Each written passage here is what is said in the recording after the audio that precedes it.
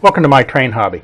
Today I'm starting a new project, something I've hinted at before. I want to put some flicker-free lighting in some of my passenger cars. Now I have to say up front, I have no background or basis in electronics whatsoever.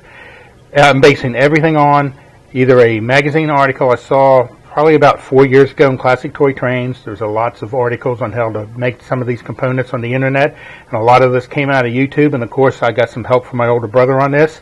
So I got a number of electronics here. I'm going to start sorting it out and see what we need to do. One of the first things I had to do was figure out how to get the roof off of the car itself. Had to research that a little bit. It wasn't all that hard to find out. Actually doing it took a little bit of effort, but I do have it off, and I've actually already put people in it. I decided after the first test car that I did, a throwaway car, that it's hard to reach inside of here once all the components are in place, so put the people in first. One of the steps is these two rear windows and this one back window. I want to put some defrosting of some sort on there so you can't clearly look through there. So I'm just going to use regular tape for that and just apply it over the inside of the windows. This might have been easier to do once the shell was out, but I had the tape set right here. I decided to do that before I clear it out to get it out of my way. Now this car has power and ground pickups at both ends, so I'm going to splice into that. Those are these lights right here. So the first thing I'm going to do is to take the inside off of here, take it loose so I can get into where these lights are, and pry them off so I can get them out of there. I'm planning to hang a LED string from one end to the other, put those on like a wood stick or something. I'm not exactly sure yet what I'm going to do, but I'm going to tap my power into one of these lights, and I'm just going to remove the light out of the other one. Now to power this car, I'm going to pull, as I said, the power off of here, and I'm going to run it through a bridge rectifier. I'm either going to build it out of 4 diodes or use one that's pre-made. I won't know until I start assembling this what exactly is going to fit in there, so I just don't know which one of those I'm going to use. But from there, I'm going to run it into a voltage regulator, 9 volt. Then I'm going to store the power into capacitors, 2, maybe 3. Again, I don't know until I start putting this together what will fit. These are 3300 microfarad capacitors, 25 volt. I did do some trial fitting already. 2 of them will fit in here. I might be able to get a third one right in there. Unsure yet how that's going to work out, but we'll see as we get into this. Now this car is an MTH Rail King, and you have to be very careful when you take the insides out of the car body, as the wires run underneath into a sort of a harness, and you don't want any of that to hang up or it won't set right when you put it back in. There's also the possibility of hanging up on the wires for the ground and for the power coming in, so you need to be very careful with that. But I'm just going to take the connectors for the lights. I'm just going to break them loose. And once I'm done with that, I can always glue it back together again. Yeah, that was a little tricky getting it in and out, but it's done. One of the things I learned from my test car is be careful when you have the body out from the inside.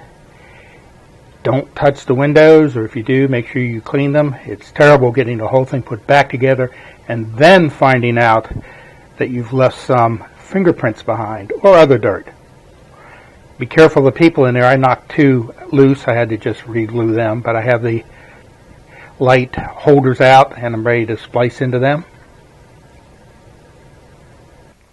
Not sure how well that shows up, but I got my rectifier made out of 4 diodes. I got it bent in such a way I think I can get it to fit in here between where the 2 capacitors are going to go. I'm going to trial fit that, see if it works. If it works, I'll hot glue it in place. If not, I'm going to have to go with the pre-made one. It's coming along. I put together also a rectifier from a pre-made one, soldered some wires to it. Now I suck at soldering, even though there's plenty of videos on YouTube on how to do it, and I've tried to emulate them as best as I can, but still, just putting these two together is taking me almost an hour, and I need to have a break here and think about what my next step is going to be to do this most efficiently. But however, it does look like my idea with the wood stick will fit in here, cut to the right length. I actually cut this for the other car I was working on. This will have to hang down a little bit, but I think if I just hang this off with, or glue it in with some hot glue, there's a little bit of a space here, not quite a 1/4 of an inch, maybe just a little bit over 1/8 of an inch. If this one just touches, that should work out just fine. I took a break for about an hour. I was thinking about this, and I decided to, because of the limited space, just solder the rectifier directly to the voltage regulator. It'll cut down on space. It'll be one piece, easier to glue in. I think I'm ready to trial fit it, see how it works out. While I still have the soldering iron plugged in, I went ahead and put the light strip on the wood piece. I'm going to go ahead and solder to that while I have it plugged in, because I need to get the hot glue gun out next to get these things mounted in here. And as I said before, I am terrible at soldering, so this may take a while. Forgot to mention I soldered the capacitors together. And actually soldering the ends of the light strip wasn't so bad after all.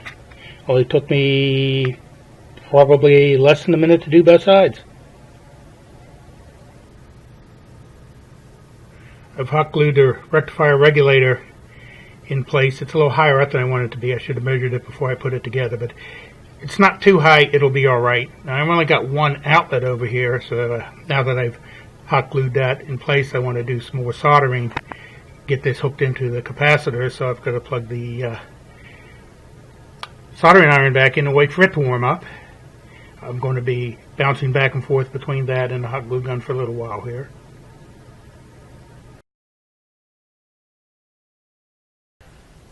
Okay, so getting back to this project, I was working on this a couple of days ago, but I basically just ran out of light. I only have this one lamp in this room, so once the sun goes down, I'm pretty much done for the day. But before I wrapped it up 2 days ago, I kind of twisted the wires together, and I set the lights in here just loosely setting in there. I took it down, put it on my holiday display to see if it worked, set it on the track, turned the power on. Nothing. No hum, no buzz, no light, no nothing. So I got to pushing it around the track, tapping on it, nothing happened.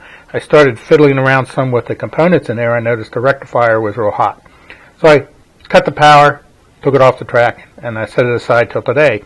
Now, I started going backwards with it. The last things I did were the first things I took off, and I got down to the voltage regulator, and I'd put it in there backwards. So I ripped the whole thing out, created a new one. It's not a very good fit, but takes up more space than I wanted, but I was kind of getting into a really big hurry at this point, wanting to see if it would work or not. So I lightly tacked the hot glue that in there, the lights in here onto the original lamp posts on here.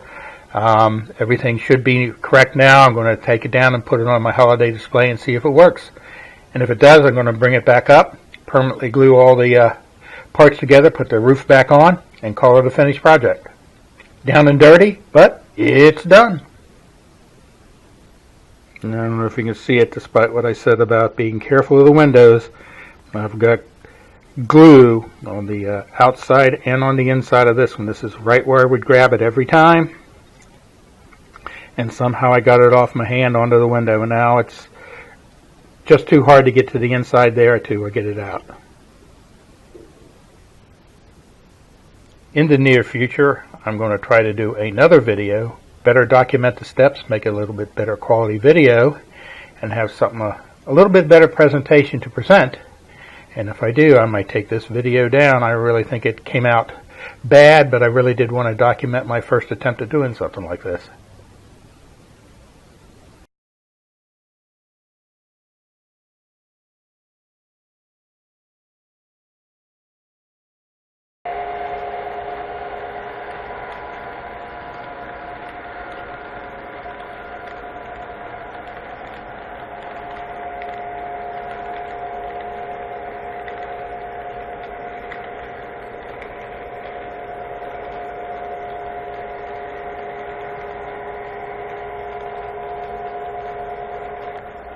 I had to glue the support in for the light, and it's not dry yet. That's why the top's not on the car.